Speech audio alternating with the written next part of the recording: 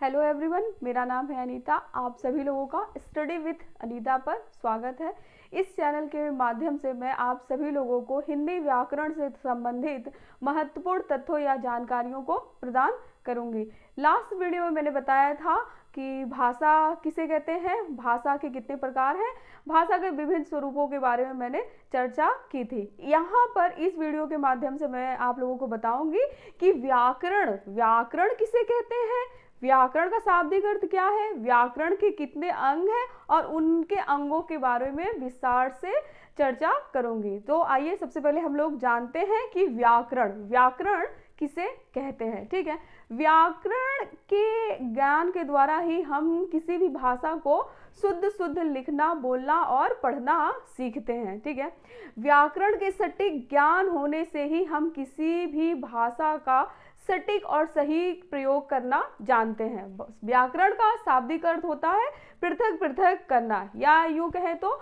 अलग अलग करना। ठीक है, व्याकरण जो है वो नियमों का एक समूह है। ठीक है, नियमों के समूह के द्वारा ही हम क्या करते हैं, किसी भी भाषा को शुद्ध जानते हैं और उसके ज्ञान के द्वारा हम अशुद्धता से बचते हैं। तो क्या है, व्याकरण क्या है, एक नियमों का समूह है जिसके द्वारा हम किसी भी भाषा को सही लिखना, बोलना और पढ़ना जानते हैं। ठीक है, अब हम जानेंगे व्याकरण के अंग। व्याकरण के कितने अंग हैं? ठीक है, व्याकरण के मूलतः 4 अंग हैं। ठीक है, पहले अंग का नाम है वर्ण विचार, दूसरे का शब्द विचार, तीसरे का वाक्य विचार और चौथे का पद विचार। तो मूलतः व्याकरण के 4 अंग है। व्याकरण को मूलतः 4 भागों में बांटा गया है। इसका सबसे पहला अंग है वो है वर्ण विचार। यूं कहे तो वर्ण विचार सबसे महत्वपूर्ण अंग है, क्योंकि किसी हिंदी को जानने के लिए, सबसे पहले हिंदी भाषा को जानने के लिए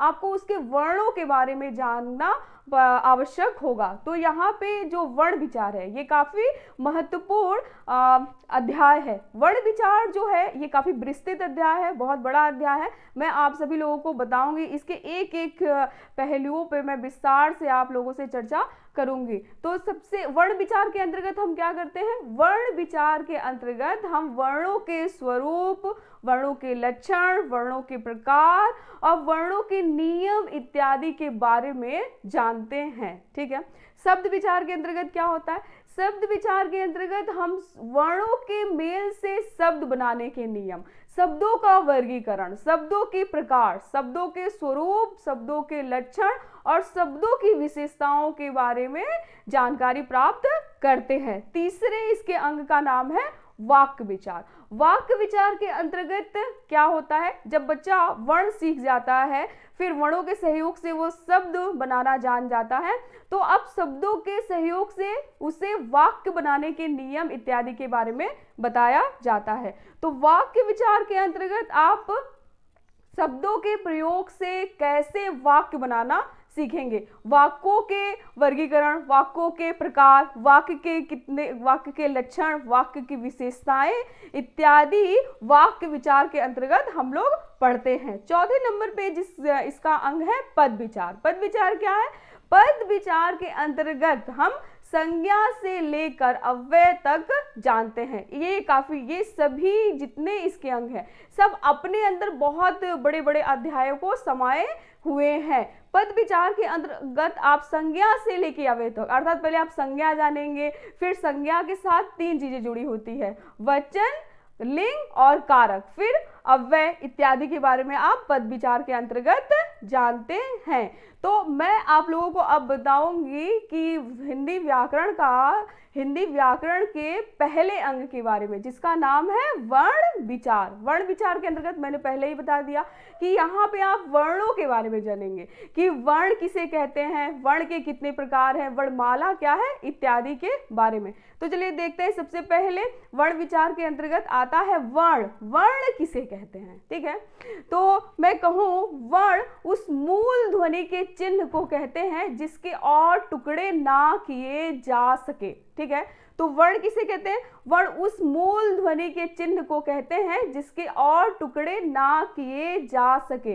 वर्ण जो होते हैं ये भाषा की सबसे लघुत्तम इकाई है। लघुत्तम मतलब इससे ज्यादा छोटी इकाई भाषा की और कोई नहीं है। ठीक है, वर्ण जो है भाषा की सबसे लघुत्तम इकाई है। ठीक, अब हम जानेंगे, वर्ण जान लिए कि वर्ण क्या है। अब हमें जानना है कि वर्णमाला किसे कहते हैं। आप सभी लोगों ने जाना होगा कि जब हम लोग कक्षा 3, 4, 5 में रहते तो हमें वर्णमाला पढ़ाया जाता है। ठीक है, तो यहाँ पे हम जानेंगे वर्णमाला। वर्णमाला किसे कहते हैं। वर्णमाला जो है दो शब्दों से मिलकर बना है, पहला वर्ण और दूसरा माला या हार जो हम लोग गले में पहनते हैं। ठीक है, तो वर्ण का शाब्दिक अर्थ होता है अक्षर। ठीक है, और माला मतलब माला और हार, अर्थात जब आप वर्णों को व्यवस्थित क्रम में सजा देते हैं तो वो वर्णमाला का रूप ग्रहण कर लेती है। ठीक है, वर्णों को व्यवस्थित क्रम में क्रमबद्धता पूर्वक जब हम लोग सजाते हैं तो वो क्या बन जाती है, वर्णमाला बन जाती है। अर्थात वर्णमाला किसे कहते हैं, वर्णों के क्रमबद्ध स्वरूप को वर्णमाला कहते हैं। ठीक है, ये आपने जाना वर्णमाला किसे कहते हैं। अब जानेंगे वर्णमाला के प्रकार। वर्णमाला के कितने प्रकार हैं। वैसे हिंदी में जो वर्णमाला है उसके दो प्रकार है, पहला है स्वर, दूसरा है व्यंजन। ठीक है, अब हम लोग जानेंगे, ये काफी बड़ा अध्याय है वर्णमाला, जिसके एक एक पहलू को मैं आप लोगों से विस्तार पूर्वक बताऊंगी। तो वर्णमाला के कितने प्रकार हैं, दो प्रकार है, पहला है स्वर, दूसरा है व्यंजन। अब हमें ये जानना होगा कि स्वर क्या है और व्यंजन क्या है। ठीक है, तो स्वर किसे कहते हैं, तो स्वर उन ध्वनियों को कहते हैं या उन वर्णों के समूह को स्वर कहते हैं जिनके बोलने में मुख में कोई अवरोध या रुकावट उपस्थित ना हो, उन्हें स्वर कहते हैं। स्वर जो होते हैं, स्वर जो ध्वनियां होती हैं वो आत्मनिर्भर होती हैं। स्वर को बोलने में हमें किसी भी दूसरे वर्ण की सहायता नहीं लेनी पड़ती है, ये स्वयं आत्मनिर्भर है। ठीक है, तो स्वर उन ध्वनियों को कहते हैं जिनके उच्चारण में हमारे मुख से निकलने वाली वायु में कोई अवरोध या रुकावट उपस्थित नहीं होती है, तो उन्हें स्वर कहते हैं। ठीक है, अब व्यंजन किसे कहते हैं, तो ठीक, तो जिन ध्वनियों को बोलने में या जिन ध्वनियों के उच्चारण करने में मुख के वायु में रुकावट या अवरोध उपस्थित हो, उन्हें व्यंजन कहते हैं। स्वर क्या होते हैं, स्वर आत्मनिर्भर होते हैं, लेकिन व्यंजन जो है आत्मनिर्भर नहीं होते हैं।